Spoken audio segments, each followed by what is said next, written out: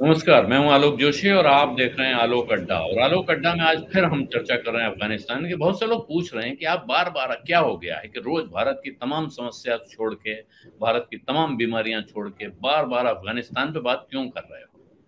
लेकिन मुझे लगता है कि अफगानिस्तान पे बात करना हमारे लिए बहुत ज़रूरी है। और क्यों ज़रूरी है, कितना ज़रूरी है, इस पे हम जब बात करेंगे तो आपकी समझ में आएगा। लेकिन उस पे चलूँ उससे पहले मैं आपसे आग्रह करना चाहता हूँ, अगर आपने अभी तक मेरा यूट्यूब चैनल वन आलोक जोशी सब्सक्राइब नहीं किया है, तो उसको सब्सक्राइब कर लें और साथ में घंटी भी बजा दें, यानी नोटिफ़िकेशन आइकॉन भी दबा दें, ताकि आपको खबर लग जाया करे जैसे ही नया वीडियो आए या मैं लाइव आऊँ। सत्यहिंदी.com पे इसे आप देख रहे हैं, तो इस वीडियो के डिस्क्रिप्शन में आपको 2 लिंक मिलेंगे। एक से आप सत्य हिंदी का एंड्रॉयड ऐप डाउनलोड कर सकते हैं और सीधे अपने मोबाइल फ़ोन पे सत्य हिंदी से जुड़े रह सकते हैं। और दूसरे लिंक के ज़रिए आप सत्य हिंदी के मेंबर बन सकते हैं। मेंबर कैसे बनेंगे, उसके लिए कितनी फीस चुकानी होगी, ये सारा ब्यौरा आपको उस लिंक पे क्लिक करने के बाद मिल जाएगा। और अब शुरू करते हैं आज की बातचीत। आपको मिलवाता हूँ अपने मेहमानों से। मेरे साथ हैं विभूति नारायण राय साहब। विभूति नारायण राय साहब को हम लोग जानते हैं एक मशहूर वरिष्ठ पुलिस अधिकारी के तौर पे, पूर्व डायरेक्टर जनरल ऑफ पुलिस रहे हैं। साथ में बीएसएफ में भी इन्होंने महत्वपूर्ण काम किया है। और ये हिंदी के प्रख्यात साहित्यकार हैं, इन्होंने बहुत अच्छी किताबें लिखी हैं। और महात्मा गांधी हिंदी विश्वविद्यालय वर्धा के कुलपति रहे हैं। लेकिन इनमें से एक भी वजह से हम आज राय साहब से बात नहीं कर रहे हैं। राय साहब से बात करने की वजह ये है कि ये पाकिस्तान के अखबार रोज बहुत बारीकी से पढ़ते हैं, पाकिस्तान की घटनाओं पर नजर रखते हैं, अफगानिस्तान की घटनाओं पर नजर रखते हैं। जब ये बॉर्डर सिक्योरिटी फोर्स में काम करते थे, इन्होंने पिछली बातचीत में बताया था, उस वक्त से इनको ये आदत पड़ गई है, तब इन्हें पाकिस्तान पर नजर रखना इनका काम हुआ था। इसलिए वो अखबार पढ़ने लगे और तब से उनकी दिलचस्पी है उस घटनाक्रम में। वीरेंद्रनाथ भट्ट हैं, वरिष्ठ पत्रकार हैं, मेरे बहुत पुराने दोस्त हैं और जो बहुत कम पढ़े लिखे पत्रकार आज के समय में अपने आसपास मिलते हैं, उनमें से एक हैं।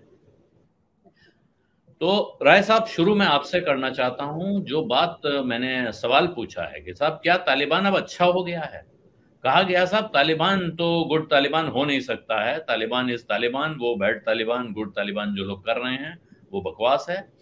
तो अब वही भारत सरकार तालिबान से बात कर रही है। कहा गया कि तालिबान के लोग हमारे पास आए थे, इसलिए हमने उनसे बात कर ली और उसमें अपनी शर्तें रखी। लेकिन क्या अब तालिबान गुड तालिबान हो गया है? और दूसरी बात, आपकी समझ से इस बात का जवाब जरूर दें कि क्या मैं गलत कर रहा हूं बार बार अफगानिस्तान पे बात करके? जो दर्शक सवाल पूछ रहे हैं उसका जवाब भी चाहिए। देखिए, इस सवाल के 3 हिस्से हैं। जो बीच वाला हिस्सा है, मुझे लगता है वो सबसे आसानी से निपटाया जा सकता है। भारत सरकार और तालिबान के बीच जो संवाद शुरू हुआ है, उसको लेकर के मुझे लगता है कि भारत सरकार ने सही किया है। संवाद करना पड़ेगा आपको, उनको इंगेज, जो अंग्रेजी में एक मुहावरा है कि आपको इंगेज करना पड़ेगा। क्योंकि अब वो हाकिम वक्त है, वो रूलर है इस समय। आप माने ना माने, डी फैक्टो डी ज्योरे भी हो जाएंगे जल्दी ही तमाम मुल्क उनको मान्यता दे देंगे। तो आपको उन्हें इंगेज करना ही पड़ेगा। लगभग वही स्थिति है। आपको याद होगा कि परवेज मुशर्रफ ने नवाज शरीफ की सरकार उलट दी थी और दिल्ली में बहुत दिनों तक हम मुंह फुलाए बैठे रहे कि हम बात नहीं करेंगे। लेकिन बाद में फिर हमारी समझ में आया कि बात तो करनी पड़ेगी। तो लिहाजा उसी तरह की स्थिति है। तो ये तो एक स्वाभाविक सहज प्रक्रिया है जो शुरू हो गई है, और कोई भी सरकार होती दिल्ली में वो करती ही करती। अपना सम्मान बचाने के लिए विदेश मंत्रालय ये जरूर कह रहा है कि साहब उन्होंने ही ये रिक्वेस्ट की थी, इसलिए हमने बात कर ली। तो चलिए, आप भी अगर रिक्वेस्ट करके अपने आप निमंत्रित करके उन्हें बुलाते, अपने दूतावास में बात करते, तो कोई बुरा नहीं मानता, एक डिप्लोमेटिक मूव माना जाता। बहरहाल, एक तो आपका जो 3 प्रश्न थे उनका एक उत्तर तो ये है। दूसरा प्रश्न ये है कि क्या तालिबान में कोई गुड और बैड है? क्या इस बार के जो तालिबान आए वो बदल गए हैं? पाकिस्तानी विदेश मंत्री कुरैशी साहब ये बार बार कह रहे हैं कि ये बदले हुए ज़्यादा समझदार तालिबान। पहले उनका इस्टेब्लिशमेंट कहा करता था, गुड और बैड का एक वो किया करता था, विभाजक रेखा थी। टीटीपी से जो जुड़ गए थे वो बैड तालिबान हो गए थे, और जो अफगानिस्तान में खुरपेच कर रहे थे वो गुड तालिबान थे। बहरहाल उनके समझ में आ गया। जब पेशावर पे बच्चों पर हमला हुआ तो पहली बार एक ऑफिशियल स्टेटमेंट जारी हुआ, और नवाज शरीफ प्रधानमंत्री थे, उनके जो दूसरे वाले शरीफ जो chief of the army staff थे, राहिल शरीफ, वो मौजूद थे। इमरान खान जो उस समय तालिबान खां के नाम से जाने जाने लगे थे और पूरे देश में आंदोलन कर रहे थे, तो वो थे। मतलब सब सारे, और आसिफ अली जरदारी और उनके ग्रुप के लोग थे। सबने बैठ करके और ये कहा कि नहीं, अब कोई गुड और बैड तालिबान नहीं है, सभी तालिबान बैड है। और हम एक नेशनल एक्शन प्लान बना। ये अलग बात है कि वो नेशनल एक्शन प्लान हवा हवाई हो गया, 2-3 महीने ही उस पर थोड़ी बहुत सीरियसली डिस्कोर्स भी हुआ, ना वो लागू हुआ, ना उसको फिर एक तरह से भूल गए लोग। तो गुड और बैड तालिबान का तो चक्कर तब खत्म हुआ। अब ज्यादा समझदार तालिबान और कम समझदार तालिबान की बात है। जाहिर है कि इसमें भी पाकिस्तान के लिए जो टीटीपी है वो न सिर्फ कम समझदार बल्कि बहुत बुरे तालिबान हैं। ये अब उनके लिए थोड़ी दिक्कत ये हो रही है कि जिसको वो समझदार तालिबान कह रहे थे, उनके जो प्रवक्ता हैं, जो बहुत आर्टिकुलेट हैं, अंग्रेजी भी बोलते हैं। हालांकि इधर मैं देख रहा हूँ लगातार वो पश्तो में ही इंटरव्यू दे रहे हैं। यहाँ तक कि पाकिस्तानी जो एंकर्स हैं वो उर्दू में सवाल पूछते हैं, लेकिन पश्तो में ही बोलते हैं। बहरहाल वो सब टाइटल से हम लोगों के समझ में भी आ जाता है। तो वो तो ये कह रहे हैं कि साहब ये टीटीपी जो है ये पाकिस्तान का अपना मसला है, इससे हमारा कुछ लेना देना नहीं है, पाकिस्तान इनको सुलझाए, पाकिस्तान इनके साथ बैठे बात करे। और मजेदार बात है कि वो कह रहे हैं कि पाकिस्तानी उलेमा का ये रोल है कि वो इसको टीटीपी को समझाएं। तो पाकिस्तानी उलेमा भी कैसे समझाएगा, क्योंकि उलेमा क्या ये कहेगा कि आगे टीटीपी यही तो कह रहा है ना कि पाकिस्तान में शरिया लागू किया जाए। टीटीपी की सारी लड़ाई यही है कि आप अफगानिस्तान में तो शरिया लागू करने की बात कर रहे हैं, पाकिस्तान में क्यों नहीं शरिया लागू होना चाहिए। बहुत उनका एक तर्क है, वैलिड तर्क है। तो उलेमा तो क्या समझा पाएगा उन्हें। पाकिस्तानी इस्टेब्लिशमेंट जो, यानी वहाँ की फौज और आईएसआई, और एक तरह से कुछ हद तक, हालांकि सरकार की कोई बहुत हैसियत नहीं है, जो चुनी हुई सरकार वहाँ पे है इमरान खान की, लेकिन कुछ हद तक वो भी अब एक बड़े पशोपेश में है कि तालिबान के इस पोजीशन पर क्या, वो उनकी पोजीशन क्या होनी चाहिए, और वो थोड़ी से संकट में है। इसी तरह के कई दिक्कतें आ रही हैं। आज मैंने उनके एक बड़े इम्पोर्टेंट जर्नलिस्ट हैं जो खुद पश्तून है और प्रो डेमोक्रेसी और एंटी मिलिट्री उनकी पोजीशन रहा करती है, उनकी एक करीब आधे घंटे का उनका एक प्रेजेंटेशन था। सुन करके मुझे एकदम 1971 में हाँ अपना रोल याद आ रहा था। उन्होंने कहा कि देखिए, हाँ अब हमें याद रखना चाहिए कि ये जो तालिबान है अब हाकिम है, ये तालिबान महकूम नहीं है, ये किसी तरह से वंचित तालिबान नहीं है जो आपकी दया पर वो है। आप उन्हें हथियार दे रहे थे, आप उन्हें यहाँ पर लॉजिस्टिक्स दे रहे हैं, उनके बच्चों को रखे हुए हैं, उनके रेस्ट, रिलीफ, रिकुपरेशन सबका इंतजाम कर रहे हैं। तो आपका अभी भी बात करने का अंदाज वही है जो पहले हुआ करता था, और ये तालिबानों को बुरा लग रहा है। वो उन्होंने एक जो अभी दोहा में जो उनके जो भारत सरकार कह रही है उसी को मान लें कि उनके आग्रह पर भारत ने उनसे बात की है। इस पर वो कह रहे थे कि वो बार बार अपनी आइडेंटिटी को असर्ट करेंगे और वो ये दिखाएंगे कि नहीं, हम अब वो नहीं है कि आप फौजी अफसर, तो जाहिर है कि भाई बड़े से बड़ा इनका जो कमांडर रहा होगा और जो मुल्ला फलाने जो लिख रहा है, वो एक मेजर साहब या एक कैप्टन साहब जो उनका हैंडलर होगा एसआई का, उनके लिए तो वो बड़े एक, जिसे आप कह सकते हैं कीड़े मकोड़े की तरह, मतलब एक बहुत साधारण तुच्छ व्यक्ति रहे होंगे, लेकिन अब वो शासक है ये कहा जाए। तो मुझे याद आया कि ये गलती हम भी कर चुके थे।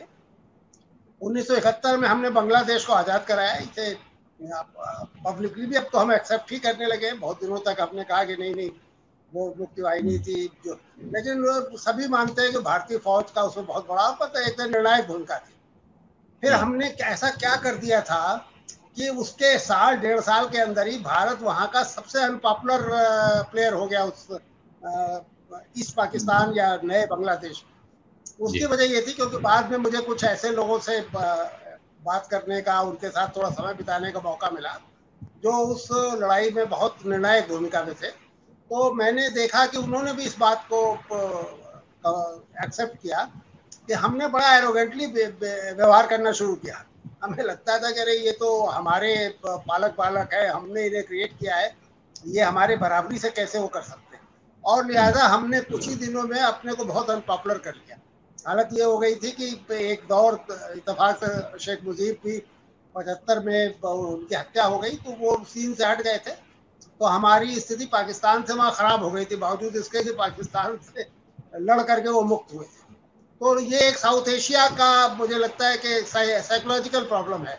पाकिस्तानी जर्नैल भी यही कर रहे हैं, या पाकिस्तानी इस्टेब्लिशमेंट भी यही कर रहा है।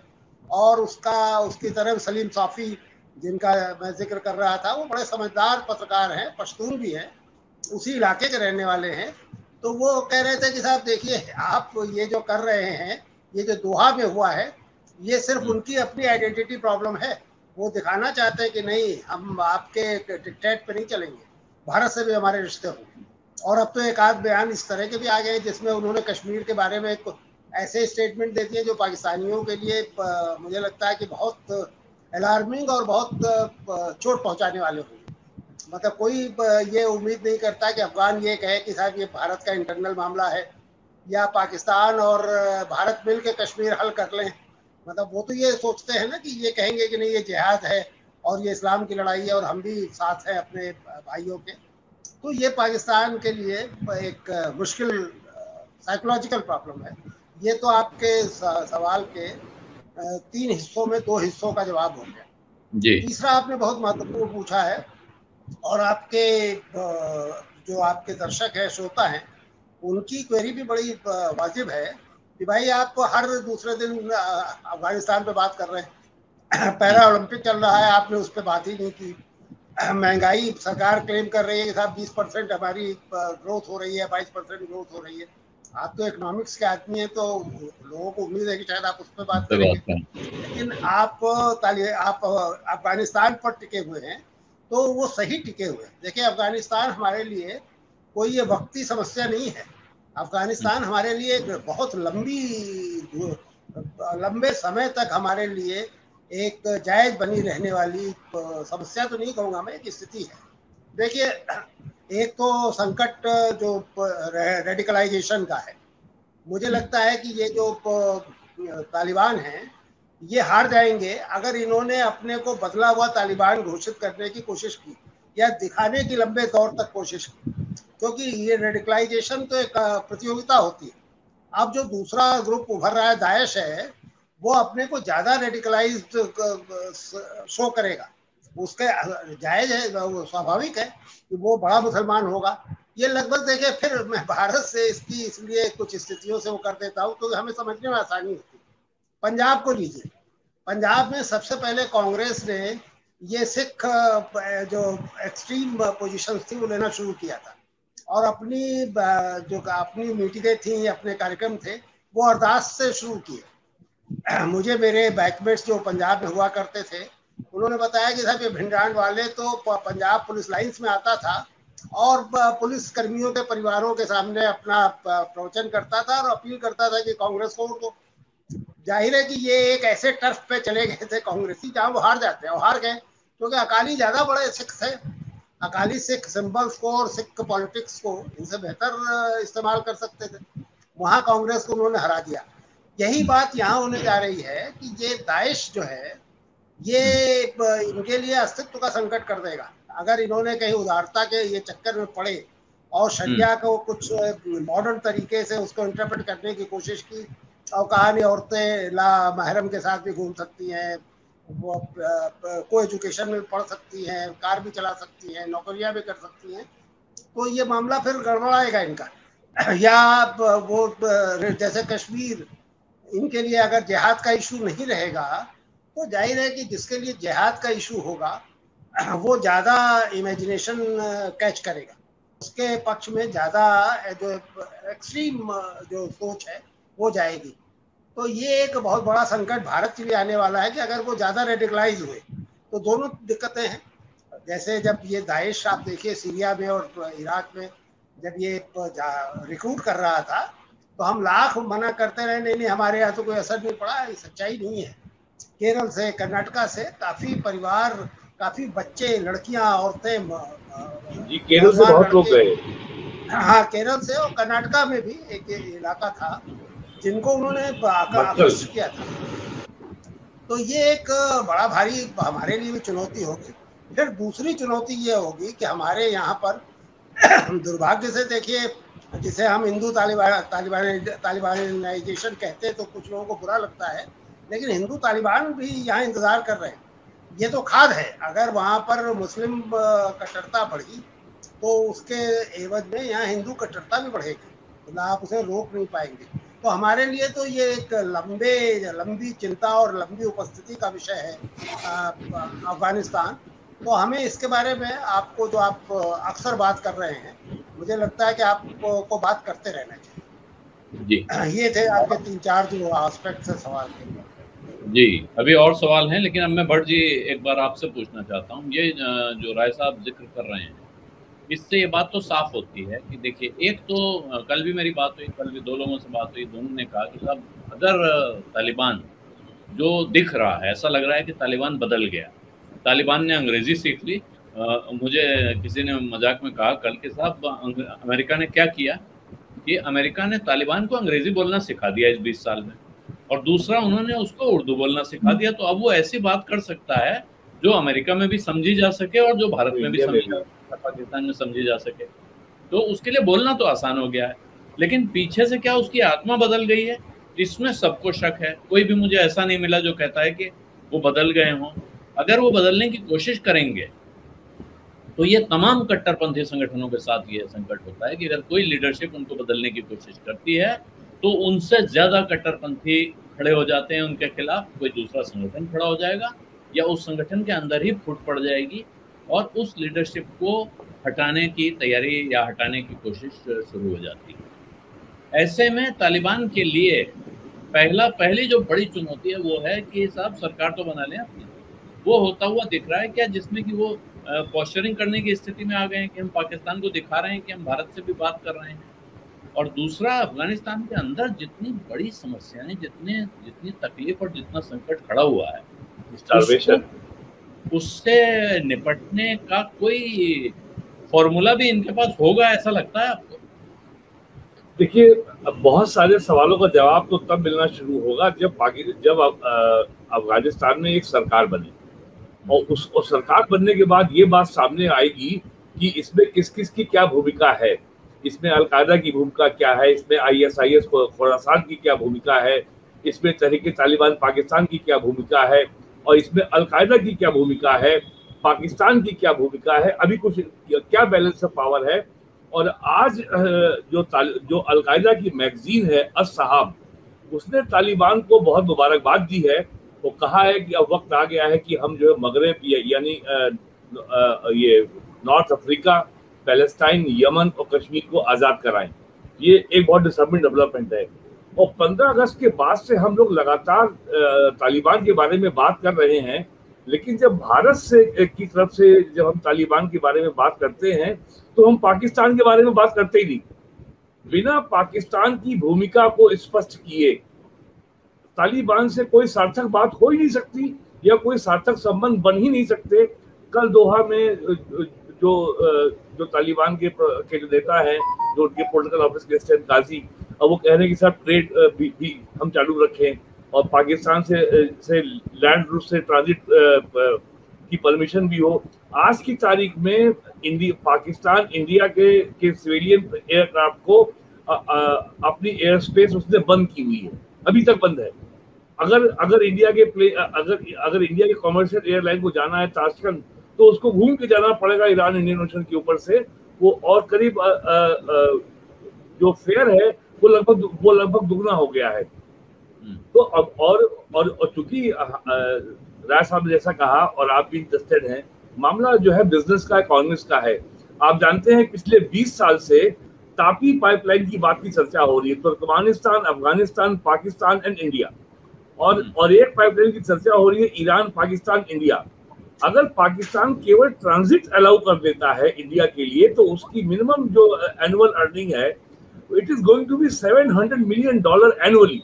लेकिन पाकिस्तान ने अभी तक इसको ठंडे बस्ते में डाला हुआ है। इंडिया ने पाकिस्तान को मोस्ट फेवर्ड नेशन का दर्जा दे रखा है, लेकिन पाकिस्तान देने को तैयार नहीं है। और वहाँ के एक पत्रकार नजम सेठी का कहना है कि यार उर्दू बहुत बड़ी समस्या है। अगर हम अंग्रेजी में कहते हैं मोस्ट फेवर्ड नेशन, हम उर्दू में कहेंगे सबसे पसंदीदा मुल्क, तो यार हिंदुस्तान हमारा सबसे पसंदीदा मुल्क कैसे हो सकता है? तो ये प्रॉब्लम अब, और ये मामला सेंटिमेंटल है। और दूसरी एक बात और मैं देखता हूं कि पाकिस्तान 75 ईयर से जो बनने का प्रयास कर रहा है, यानी अफगानिस्तान बनने का प्रयास कर रहा है, अफगानिस्तान पहले से है, पाकिस्तान कुछ कर ले, पाकिस्तान अफगानिस्तान नहीं बन सकता। वो शरई निजाम ला करके भी, और पिछले 40 सालों से पाकिस्तान के मीडिया से एक बात कही जाती है कि साहब हमें एक नजरियाती मुमलिकत है, हमें आइडियोलॉजिकल स्टेट है, हमारी आइडियोलॉजी इस्लाम है। दुनिया में 60 या 58 इस्लामी मुल्क हैं, कोई इस्लामी देश ये नहीं कहता कि हमारी आइडियोलॉजी इस्लाम है। इस्लाम हमारी फेथ है, हमारा मजहब है, हम उसके अनुसार चलते हैं, लेकिन आइडियोलॉजी कहने वाला अकेला पाकिस्तान है। तो जब तक पाकिस्तान ऑन बोर्ड नहीं आएगा इस मामले में, और उसके पहले अफगानिस्तान में एक सरकार शेप नहीं लेती, और जो पिछले 20 साल में जिस तरीके का स्टेट स्ट्रक्चर अमेरिका फोर्सेस के दौरान जो अफगानिस्तान में खड़ा हुआ था, उसको डिमोलिश करके तालिबान ने अपनी समस्याएं बढ़ा ली हैं। पार्लियामेंट्री डेमोक्रेसी में सबसे बड़ा फायदा ये होता है कि समाज के अंदर रोज नए पैदा होने वाले विरोधाभास, नई फॉल्ट लाइन, वो डेमोक्रेटिक प्रोसेस के जरिए सुलझती रहती है। इंडिया में 1992 में बाबरी मस्जिद डेमोलिशन हुई, 93 में बीजेपी चुनाव हार गई, पूरे देश के मुसलमान शांत हो गए, चलो हार गए, ये लोगों ने बड़ा जुल्म किया था, तो लोगों के घाव पे मरहम लगा, एक प्रोसेस कहीं ना कहीं हल हुई, मंडल लागू हुआ, बड़ा बवाल हुआ, कोर्ट से फैसला आया, राज्य सरकारों ने माना, पार्लियामेंट ने माना, धीरे धीरे वो भी जो है बहुत ही मामला झगड़े का था, वो भी हल हो गया। तो तालिबान ने जो इस प्रोसेस को रोक दिया है, ये उनके लिए समस्या बढ़ाएगा। और एक बात और जो समझ लेनी चाहिए कि फॉरेन पॉलिसी में कोई ऑल्टरिज्म नहीं चलता, दूसरे का परोपकार नहीं होता। हर मुल्क दुनिया का केवल अपने मफाद के लिए काम करता है, हमारा फायदा क्या है।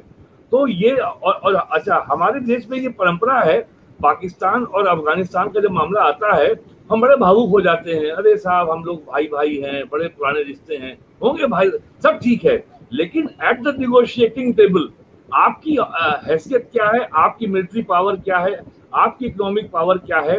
पाकिस्तान और इंडिया में लोग समझते होंगे कि लोग बड़े खुश हैं पाकिस्तान में। पाकिस्तान के जो ज़हीन लोग हैं, जो समझदार लोग हैं, वो अफगानिस्तान के डेवलपमेंट से बेहद परेशान हैं, और कल जो दोहा में हुआ है उससे उनकी परेशानी और बढ़ गई है कि ये सब क्या हो रहा है, ये तो इंडिया के बहुत नजदीक आ रहे हैं। और जो स्टेट क्राफ्ट का नियम है, जो राजनीति का नियम है, तालिबान अब वहां इक्तदार में आ गए हैं, ऑफिशियली गवर्नमेंट बनना बाकी है, तो तालिबान को as a sovereign nation state assert करना होगा, और डूरन लाइन के ऊपर मामला उठेगा। और ये भी हो सकता है कि आने वाले दिनों में ये जो तहरीके तालिबान पाकिस्तान है, इसको इस्तेमाल करे अफगानिस्तान पाकिस्तान से अपने डील में। और अफगानिस्तान के सामने ये भी एक चुनौती है, वो एक लैंडलॉक स्टेट है, जो उसकी डिपेंडेंस पाकिस्तान पे है, उसको ईरान रिप्लेस नहीं कर सकता। हालांकि ईरान का जो उनका चाबहार पोर्ट है वो बहुत दूर नहीं है उनका, लेकिन ईरान रिप्लेस नहीं कर सकता। वो काम सेंट्रल एशिया के रिपब्लिक के जरिए नहीं हो सकता कि आप ताशकंद से जाएं और मॉस्को जाएं और आप ब्लैक सी में जाएं, वो अनवायबल होगा, अनइकोनॉमिक होगा। जो उनको ट्रेड रूट वाया कराची है या वाया गवादर पोर्ट है, वो वही उनके लिए इकोनॉमिकली वायबल है, दूसरा कोई ट्रेड रूट उनके लिए वायबल है ही नहीं। तो हमें ये देखना होगा कि कैसे पाकिस्तान ऑन बोर्ड आए। और एक बात और आ रही है, जो सार्क है, साउथ एशियन रीजनल कोऑपरेशन, वो डेट पड़ा हुआ है, उसमें भी अफगानिस्तान को लाया जाए। तो ये बहुत सारी बातें हैं। और एक जो फंडामेंटल डेवलपमेंट जो चेंज आया है 9/11 या उसके बाद, जब तक अमेरिका था बगदाद में और सीरिया में, तो मैं जो इस्लामिक रेडिकलिज्म है, मैं इसको इस्लाम से नहीं जोड़ता, ये एक पॉलिटिकल प्रॉब्लम है, और ये हिस्टोरिकल लिगेसी है जो फर्स्ट वर्ल्ड वॉर से शुरू हुई है, जो खुराफात कर गए थे ब्रिटेन और फ्रांस फर्स्ट वर्ल्ड वॉर के बाद, जो पूरे वेस्ट एशिया को 40 मुल्कों में बांट दिया, मोहल्ले मुल्क बना दिया। तो ये जो उसकी लेगेसी है, उसी के रिटेलिएशन में ISIS पैदा हुआ, लेवांट। और वो कहता था कि उसका, अगर आप याद करें, तो उसने कहा था कि हम इराक सीरिया के बॉर्डर को नहीं मानते। और फर्स्ट वर्ल्ड वॉर के बाद ये ब्रिटेन और फ्रांस ने ये एश्योरेंस दिया था कि हम एक यूएसए बनाएंगे, यूनाइटेड स्टेट्स ऑफ अरब, जिसकी राजधानी सीरिया होगी। और इन्होंने किया और इन्होंने बना दिया इजराइल। तो ये जैसे आप सोनभद्र जाएं तो वहां पे आदिवासियों के घर के आंगन के बीच में लेखपाल का, यूपी के रेवेन्यू डिपार्टमेंट का पोल गड़ा हुआ है पत्थर का, कि साहब ये घर हमारा है, लेकिन वो जो जमीन का बंदोबस्त हुआ उसमें जमीन वो सरकार की हो गई। तो इसी तरीके से ब्रिटेन फ्रांस ने उनके घर में इतने खंबे गाड़ रखे हैं अपने, एक इजराइल गाड़ दिया, एक सीरिया खड़ा कर दिया, एक इराक खड़ा कर दिया। तो अब जो इस्लामिक रेडिकलिज्म की लड़ाई है वो क्या शिफ्ट होकर के वेस्ट एशिया से क्या अब अफगानिस्तान आ रही है। और एक बात और भी ध्यान देने वाली है कि 15 अगस्त से लेके अब तक सऊदी अरब बिल्कुल खामोश है, और एक छोटा सा देश जो है कतर को यूएई और सऊदी अरब ने मिलकर के उसका ब्लॉकेट कर रखा है, उससे डिप्लोमेटिक रिलेशन खत्म कर रखे हैं। तो सऊदी अरब एकदम खामोश है। और हमें ये भी याद रखना होगा कि 1979 में सोवियत रशिया के इन्वेजन के बाद सऊदी अरब ने बहुत बड़ी तादाद में पैसा भी उपलब्ध कराया था इन तालिबानों को। हथियार CIA का आया था, वो बड़ी संख्या में अरब देशों से लड़ा के आए थे, और इसी झगड़े में ओसामा बिन लादेन पैदा हो गया। तो यहाँ पे लोगों की समझ जो है वो जो है तालिबान के बारे में या पाकिस्तान के बारे में, वो हमारी डोमेस्टिक पॉलिटिक्स के जो कॉन्ट्रडिक्शन से पैदा होती है कि साहब इसमें फायदा किस पार्टी को हो जाएगा, किस पार्टी को नुकसान हो जाएगा। तो अभी और जो फॉरेन पॉलिसी जो हमारी है, जो हमारा फॉरेन पॉलिसी और सिक्योरिटी एस्टेब्लिशमेंट है, वहां पे सीधे इस समय दो कैंप हैं। एक कहता है कि साहब जो है स्ट्रेटेजिक पेशेंस होनी चाहिए, और एक कहता है कि ओपन कॉन्ट्रैक्ट होना चाहिए। जो स्ट्रेटेजिक पेशेंस वाला गुट है वो कहता है कि साहब जो कॉलोनियल पॉलिसी थी ब्रिटेन की, मास्टरली इनएक्टिविटी, तो अभी हमारे यहाँ जो है काफी स्थिति बिल्कुल नहीं स्पष्ट नहीं है। लेकिन ये इंडिकेशंस हैं कि भारत सरकार की ट्रैक टू डिप्लोमेसी या बैक चैनल से अफगानिस्तान से बातचीत हो रही है। पाकिस्तान के मीडिया से भी ये संकेत आए हैं कि पाकिस्तान से भी बात हो रही है, लेकिन पाकिस्तान से बात हो पाना, अफगानिस्तान को ऑन बोर्ड लाना, पाकिस्तान के साथ मामला हल करने में, ये बहुत लंबी प्रक्रिया है, ये इतनी जल्दी हल नहीं होने वाली है। लेकिन मुझे ये जरा भी इस बारे में कोई शक नहीं है कि बिना पाकिस्तान को ऑन बोर्ड लाए अफगानिस्तान से कोई कॉम्प्रिहेंसिव गंभीर रिश्ते कायम करना, अभी इसमें बहुत लंबा समय लगेगा। आज एक पॉजिटिव डेवलपमेंट जरूर ये हुआ है कि जो काबुल के गुरुद्वारे में जो सिख परिवार रह रहे थे वो अपने घरों को लौट गए। तो तालिबान जो है अब तक जो है इंडिया को तो उन्होंने बहुत ही कॉन्सिलेटरी सिग्नल्स दिए हैं। उन्होंने अफगान के सिख और हिंदुओं को इंडिया आने से रोक दिया कि आप तो अफगानी नागरिक हैं, आप इंडिया क्यों जा रहे हैं। और उन्हें कोई परेशानी नहीं हुई है। तो इसलिए हमें इस बात का वेट करना होगा कि सरकार वहाँ कैसी बनती है, उसका स्ट्रक्चर क्या होता है। और इंडिया के लिए जो सबसे बड़ी चिंता की बात है वो है हक्कानी नेटवर्क। 20 साल में अमेरिका पीछे पड़ा रहा, लेकिन पाकिस्तान को वो मजबूर नहीं कर सका कि हक्कानी नेटवर्क को एलिमिनेट किया जाए। वो हक्कानी नेटवर्क की जो इन्फ्लुएंस है वो बहुत जबरदस्त है तालिबान के ऊपर। तालिबान कितना डिसोन कर पाता है, कितना डिस्टेंस कर पाता है हक्कानी नेटवर्क से अपने को, क्योंकि आप 20 साल से 30 साल से आपके चोली दामन का रिश्ता रहा है, और क्योंकि अब आप एक मुल्क के हुक्मरान बन गए हैं, तो रातों रात आप कहें कि साहब हम तो बहुत ही सैनिटाइज और बहुत ही सिविलाइजेशन स्टेट हैं, अब हमें आपकी जरूरत नहीं है। तो ये बिल्कुल वही होगा जो 85 में पंजाब में हुआ था कि हरचंद सिंह लोगेवाल ने आके राजीव गांधी से अकॉर्ड कर लिया, तो all India Sikh student federation ने कहा कि आतंकवाद तो हम चलाएं और तुम जाके डील कर लो। उन्होंने लोगेवाल को उड़ा दिया था। तो ये जो शेर की सवारी होती है, जो एक्सट्रीमिस्ट पॉलिटिक्स होती है, ये बड़ी खतरनाक होती है। एक बार आप once you ride a lion तो उसको डिस्काउंट करना बहुत मुश्किल होता है।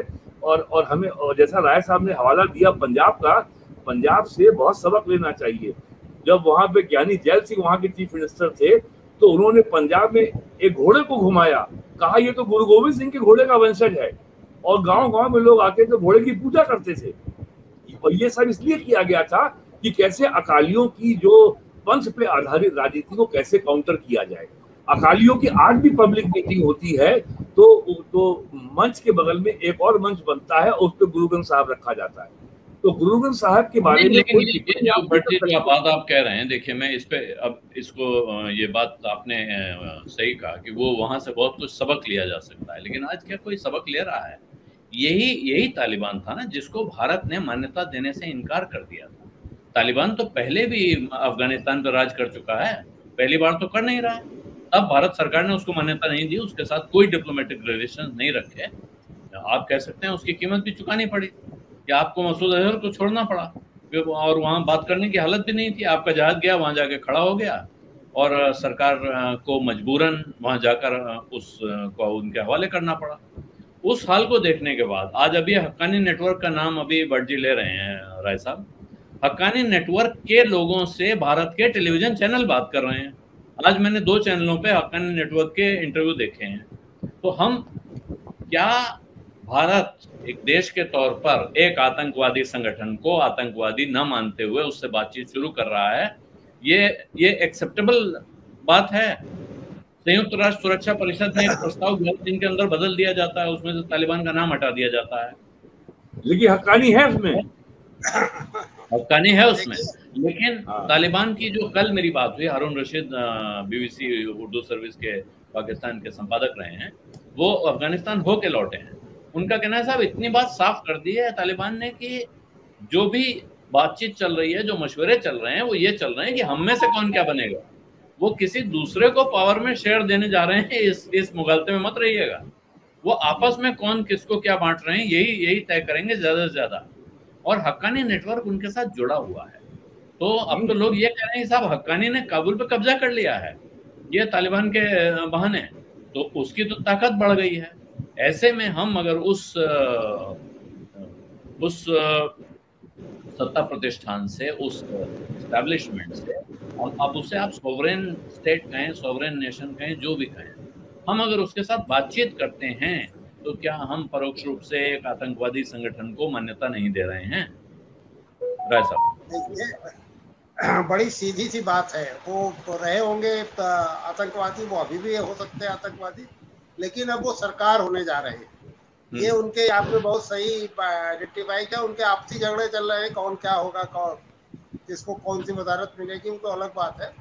वो ना तो ताजिकों के साथ शेयर करेंगे, ना उज्बेकों के साथ शेयर करेंगे, ना और किसी के साथ पावर शेयरिंग। हजारा भी है, हजारा भी है, वो खुद ही बनाएंगे सरकार, इसमें तो कोई शक नहीं। देखिए अभी जब मैं भट्ट जी को सुन रहा था तो मुझे एक पॉजिटिव चीज दिखाई दे रही थी। इस समय वो चाहते हैं कि हिंदुस्तान और अफगानिस्तान के बीच में जो पाकिस्तान का कॉरिडोर है उसके रास्ते व्यापार हो। अचानक ये क्यों चाह रहे हैं? वो इसलिए चाहते हैं कि उनके पास सबसे बड़ा संकट इस समय गंदम का है, गेहूं का सबसे बड़ा संकट है, और वो अकाल पड़ने जा रहा है। दुनिया में 2-3 देश इस समय हैं, एक तो ताजिकिस्तान भी है इसमें, और वहाँ सूखा पड़ चुका है साहब, वहाँ सूखा भी पड़ चुका है अफगानिस्तान में। पाकिस्तान में भी वही स्थिति है, पाकिस्तान में भी अभी ये हालत नहीं है कि वो गंदम उन्हें दे सके। तो भारत में सरप्लस गेहूं है इस समय, हमारे गोदाम भरे हुए हैं और हम एक्सपोर्ट कर ही रहे हैं। तो ये उनका जो लैंड के रास्ते व्यापार करने का वो है, उसका इमीडिएट मकसद तो यही है कि वो भारत, अच्छा एक बार जब गेहूं का व्यापार शुरू होगा तो फिर और भी फिर मोस्ट फेवर्ड नेशन वाली तो दिक्कतें भी खत्म होंगी, क्योंकि इस समय ये अपने आप में कंट्रडिक्शन है।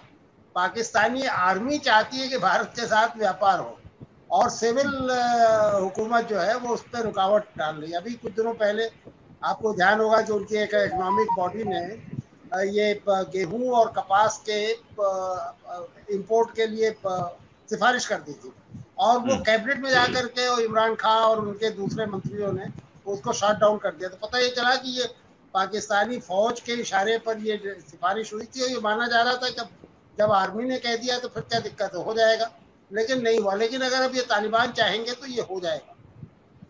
दूसरा एक बड़ा महत्वपूर्ण, आज एक आपने देखा होगा, राइटर ने एक कन्वर्सेशन रिलीज किया है जो जी। बाइडेन और इनके बीच में हुआ है, गनी के जो बीच, बाइडेन और गनी के बीच। जी हाँ, मैंने भी देखा बाइडेन है। और अशरफ गनी। मेरा ये मानना है कि ये जानबूझ करके लीक किया गया और अमेरिकन एस्टेब्लिशमेंट ने कराया है ताकि जो बाइडेन की इमेज बन सके और ये कहा जा सके कि भाई हम तो कह रहे थे कि तुम डिसाइसिव मिलिट्री एक्शन लो और अपने साथ जो दूसरे लोग हैं तुम्हारे साथ वहाँ बैठे हुए हैं इनको भी साथ दो। उसमें वो तैयार नहीं हो रहा था और ये उसका ढिलमुलपना था और ये कुछ हद तक सही भी हो सकता है। कम से कम उस गुत्थी का तो हमें एक सोल्यूशन मिल ही रहा है कि ये 3-3.5 लाख की फौज कैसे 70-80 हजार लोगों के सामने हार गई, बिना लड़े हथियार डालती चली गई। लेकिन इसमें एक चीज ये भी छिपी हुई है कि अमेरिका भी अब आप पाएंगे, अब भारत के पास कोई बहुत बड़ा विकल्प नहीं है कि अब आप तालिबानों से बात मत करिए। अमेरिका भी जल्दी ही उनसे उनको रिकॉग्नाइज करने की स्थिति में आ जाएगा और ये बाइडेन ने अपने को एक तरह से एक्सोनरेट करा लिया है कि साहब ये हम सिर्फ इसलिए हारे हैं और हमें अपमान सहना पड़ा है क्योंकि एक खराब लीडर था वहां पर। तो ये कुछ आवाज बीच में आ रही, पता नहीं जी, वो कहीं से डिस्टर्बेंस कोई बीच में आवाज आने लगी थी, मुझे लगा। तो हमें इन दोनों चीजों को ध्यान में रखना चाहिए। परिस्थितियां बदल रही हैं। अब ये 2001 तक जो सरकार इनकी तो, 5 साल, लेकिन राय साहब एक सवाल सरकार इसके साथ जुड़ा हुआ है कि जब कह रहे हैं अमेरिका, तो अमेरिका के बारे में तो मेरा ख्याल है मान लेना चाहिए कि वो तो अंदर से मिले हुए हैं, वो मान्यता दें ना दें, वो उनकी मान्यता तो साथ में जुड़ी हुई है। लेकिन चीन और रूस इन दोनों ने सुरक्षा परिषद में न्यूट्रल रवैया अपनाया। उन्होंने उस प्रस्ताव के समर्थन में वोट नहीं दिया, हालांकि उनके पास एब्सटेन किया, उन्होंने वीटो नहीं किया, एब्सटेन कर गए, वीटो भी नहीं किया। तो ये क्या है? कहा जा रहा है कि भाई चीन मान्यता दे देगा, पाकिस्तान दे देगा, भारत पीछे रह जाएगा, इसलिए भारत को आगे बढ़ जाना चाहिए। एक लॉबी ये कह रही है। दूसरी तरफ चीन का ये रुख दिख रहा है कि वो किनारे हट रहा है कि साहब हम क्यों कमिटमेंट करें या कोई किसी तरफ पोजीशन क्यों लें। अगर आप ध्यान से उस खबर को पढ़िए तो उसमें उनकी आपत्ति उसकी शब्दावली में थी। जो प्रस्ताव आया था वो उसमें जुड़वाना चाहते थे कि अमेरिकन प्रेजेंस से, जो अमेरिकन इंटरफेरेंस था, इंटरवेंशन था, उससे स्थितियां बिगड़ी हैं और जो आज यहाँ तक पहुंची है अमेरिका की गलत नीतियों की वजह से। ये जाहिर है कि अमेरिका क्यों जुड़ने देता। तो वो प्रस्ताव उनके मन मुताबिक भाषा में नहीं आया था, इसलिए उन्होंने एब्सटेन किया। तो आप देखिए चीन और रूस के तो दूतावास वहाँ बने हुए हैं। चीन, रूस और पाकिस्तान तीनों के दूतावास वहाँ बने हुए हैं। और ये जो अफगानिस्तान में अगर आप मिनरल्स का वो देखिए, कभी आप गूगल पे जा करके तलाशिए, बहुत जबरदस्त है। अरबों हजारों अरब, it is over $1 trillion, $1 trillion से ज्यादा है। तो अब तो ये एक दूसरे तरह की लड़ाई शुरू होगी। भाई इसमें खतरा यही है कि वो जो तालिबान लीडरशिप है इस बीच में आराम पसंद भी हुई है। इसे 5 स्टार होटलों में रहने का मौका मिल गया है, अंग्रेजी बोलने का मौका मिल गया। अब उस तरह के फाइटर नहीं हो सकते जो पहाड़ों पर सोते रहे हो और पत्थरों पर रात बिताते हैं, ऐसे नहीं होंगे। इनके वर्कर्स होंगे, जो इनके जमीनी का लड़ाके वो होंगे, वो मदरसों में इसी तरह के। मैं एक बात जोड़ना चाहता हूँ, जो बार बार बात आ रही है कि हम तालिबान से कैसे बात करें और हम हक्कानी नेटवर्क से कैसे बात करें, आतंकवादी हैं। तो हमें याद करना चाहिए जो पीएलओ के नेता थे यासिर अराफात, वो भी एक जमाने में आतंकवादी थे। यूएन ने उनको डेजिग्नेट किया था। और जिमी कार्टर के समय जो कैंप डेविड अकॉर्ड हुआ था और उसमें पीएलओ ने एक जेविश स्टेट के एग्जिस्टेंस को मान्यता दी थी। उसके कुछ 2 साल बाद न्यूयॉर्क में यूएनओ की बिल्डिंग में जाके यासिर अराफात ने जनरल असेंबली में को एड्रेस किया था और वो उस समय बहुत बड़ी ग्लोबल खबर बनी थी। आज कम से कम 40 साल तो हो गया होगा। हाँ, लेकिन उस समय याद करिए, उसमें भारत ने पीएलओ को स्वतंत्र देश के तौर पे पहले से मान्यता दे रखी थी। हाँ, दे रखी थी। उसका मिशन था यहाँ पे। तो जो संकट जो है यासिर अराफात के समय यूरोप के सामने था, वही संकट आज हमारे सामने है। लेकिन आप देखिएगा जो यासिर अराफात के मामले में हुआ था, देर सवेर तालिबान के बारे में भी होगा। अगर रशिया, चाइना की, पाकिस्तान की, जर्मनी की, ब्रिटेन की एम्बेसी वहां बनी हुई है तो यूएसए की एम्बेसी खुली हुई है, तो देर सवेर ये सारे मुल्क अगर इस सरकार को मान्यता देंगे तो यूएनओ की मेंबरशिप भी तालिबान की हुकूमत को मिलेगी और तालिबान का रिप्रेजेंटेटिव यूएनओ की असेंबली में बैठेगा, उसको एड्रेस करेगा। तो इसी तरीके से वर्ल्ड कम्युनिटी में इनका इंटीग्रेशन होगा जैसे यासिर अराफात का हुआ था। भट्ट जी मैं ये निवेदन कर रहा हूँ कि ये तो तालिबान का होगा, तालिबान धीरे धीरे रिकॉग्नाइज होगा, तालिबान का एक प्रतिनिधि जाके यूएनओ में बोलेगा, तालिबान यहाँ पे एक उदार चेहरा दिखाने की कोशिश करेगा, लेकिन जो रेडिकलाइजेशन वाला द्वंद है वो बना रहेगा। वो जो दूसरा ग्रुप है उससे पिन छुड़ाना बहुत मुश्किल है। ये तो मेरा सवाल ही रायसा, मैं आखिरी सवाल ये आपसे करना चाहता हूँ, ये तालिबान, मान लीजिए तालिबान की ये सिचुएशन आ गई कि आपको बात करनी है, पाकिस्तान भी उस बातचीत में शामिल हो, ये भी आपकी मजबूरी है, लेकिन क्या आप इस बात पे भरोसा कर सकते हैं?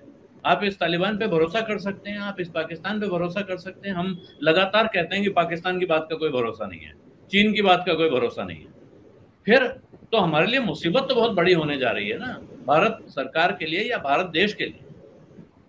देखिए, बहुत एक्सट्रीम पोजीशन ना भी लेते हुए एक चीज से तो मैं सहमत हूँ कि हम तालिबान का भरोसा नहीं कर सकते, और उसकी वजह है उनकी जो आंतरिक स्थिति है, जो निर्मित है, उसकी वजह से, जैसा मैंने अभी आपसे निवेदन किया ना कि उन्हें कहीं ना कहीं अपना उदार मुखौटा हटाना पड़ेगा, नहीं तो वो फिर कैसे तालिबान रहेंगे, ये एक बड़ी दिक्कत है। लेकिन पाकिस्तान में इस समय एक अच्छी स्थिति है, मतलब मेरी समझ ये बन रही है कि पाकिस्तान की फौज हमसे दोस्ती चाहती है, और अगर हम थोड़ा सा उदारता दिखाएं, थोड़ा सा आगे बढ़ें, जैसे अब सार्क हमने बंद कर दिया, सार्क तो हमारी वजह से खत्म हो गया है ना, सार्क को फिर से शुरू करें, उन्हें एंगेज करें, इस तरह की बातें कहना छोड़ें कि खून और पानी एक साथ नहीं बह सकता, या आतंकवाद और बातचीत एक साथ नहीं। बातचीत हम कर रहे हैं, सबको पता है, दुनिया को पता है कि हम बैकडोर बातचीत भी कर रहे हैं, खुले हम बातचीत करें, तालिबान का ये फायदा उठाएं। देखिए, तालिबान की मजबूरी है कि गेहूं सड़क के रास्ते भारत से अफगानिस्तान जाए, इसका फायदा उठा के दूसरे व्यापार भी शुरू करें, पाकिस्तान को भी इनकम होगी, हमें भी इनकम होगी। तो तालिबान का तो हम भरोसा नहीं कर सकते, मतलब इस अर्थ में कि जैसे ही तालिबान ज़्यादा उदार होंगे और ज़्यादा हमारे करीब आएंगे, वैसे उनके अस्तित्व के लिए खतरा होगा। लेकिन पाकिस्तान से हमें दोस्ती कोशिश करनी चाहिए, मेरा मानना है, और इससे अच्छी स्थिति नहीं होगी कि हमारे यहाँ आरएसएस की सरकार है और वहाँ फौज सरकार में नहीं है, लेकिन फौज बहुत ही निर्णायक भूमिका में, यही दोनों चाहें तो दोस्ती हो सकती है, और दोनों इस समय ऐसी स्थिति में है कि ये चाह ले, तो हमें उसका फायदा उठाना चाहिए। जी, तो एक तरह से रक्त बीज जैसी समस्या है। इसी के साथ अब मैं इजाज़त चाहता हूँ। आप दोनों का बहुत बहुत धन्यवाद जुड़ने के लिए। मुझे लगता है बहुत सी बातें साफ हुई, बहुत से जाले साफ हुए। लोग ज़्यादा होते हैं तो बात उतनी साफ नहीं हो पाती है। आज ये अच्छा रहा कि 2 ही लोग हैं बात करने वाले, इसलिए थोड़ी बात लंबी ज़रूर हुई, लेकिन वो बात मुझे लगता है कि इतनी लंबी होनी भी ज़रूरी थी। जैसे लोग सवाल उठा रहे हैं कि भाई ये बात क्यों कर रहे हो, कुछ लोग ये भी पूछ सकते हैं कि इतना लंबा आपने क्यों बोलने दिया, लेकिन कई बार बहुत विकट चीज़ों को समझने के लिए थोड़ा लंबा सुनने की भी आदत डालनी चाहिए। मुझे भी पड़ रही है, दर्शकों को भी पढ़नी चाहिए। और इसी के साथ अब मैं इजाज़त चाहता हूँ, लेकिन मुझे लगता है कि कल परसों 1-2 दिन में तस्वीर साफ होगी। अभी हम अफगानिस्तान पे बात करना बंद नहीं करेंगे, बंद कर नहीं सकते हैं। ये बंद करना शुतुरमुर्ग की तरह अपने खोपड़ी को रेत में दबाने जैसा होगा, इसलिए नहीं करेंगे। इसलिए नहीं कि हमें किसी दूसरी चीज़ से परहेज है, इसलिए हम अफगानिस्तान पे बात कर रहे हैं। बहुत सारे और विषय थे, उनको छोड़ के मैं अफगानिस्तान पे आया हूँ, जानबूझ के आया हूँ, सोच विचार के आया हूँ। इसी के साथ अब इजाज़त चाहता हूँ। धन्यवाद, नमस्कार।